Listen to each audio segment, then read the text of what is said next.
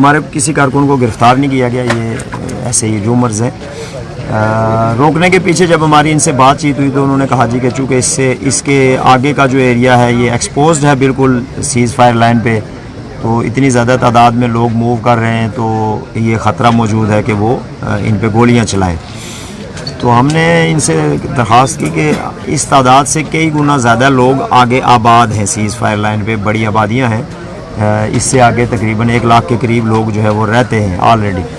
तो इसलिए ऐसा कोई ख़तरा जो है वो अव्वलन तो है नहीं, और अगर है भी तो जिस पोजीशन पे हम खड़े हैं वहाँ पे जो लॉकडाउन है और जो ब्रूटैलिटी है उस हिसाब से हम उनके साथ इज़हार यकजहती करना चाहते हैं, चाहे हमारा खून भी उसमें शामिल हो जाए, लेकिन हम ये कोशिश करना चाहते हैं। और दूसरा ये है कि ये जो सीज़ फायर लाइन है ये जुल्म की जो ये नफ़रत की अलामत है, इस रियासत पे तकसीम की अलामत है, हम उसको रोंदना चाहते हैं ताकि हम लोग इकट्ठे हो सकें। तो बहरहाल जो इंतज़ामिया का उनका अपना पॉइंट ऑफ व्यू है कि जी हम ये नहीं कर सकते इतना ज़्यादा, तो उसका लाजमी नतीजा जो था वो क्लैश की सूरत में ही निकलना था।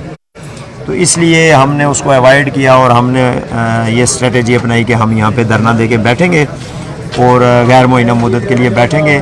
हमारा मुतालबा इंतज़ामिया के सामने वो मौजूद था, उन्होंने बार बार हमें कहा कि जी हम इस पर बातचीत कर रहे हैं। फिर साथ ही हमने एडमिनिस्ट्रेशन के लिए मज़ीद जो है ना वो ये सहूलत, आप उसको सहूलत ही कह सकते हैं, उनके लिए हमने कहा जी कि अगर आपके बस में नहीं है ये तो आप यूनाइटेड नेशन को यहाँ लेके आएँ। यूनाइटेड नेशन के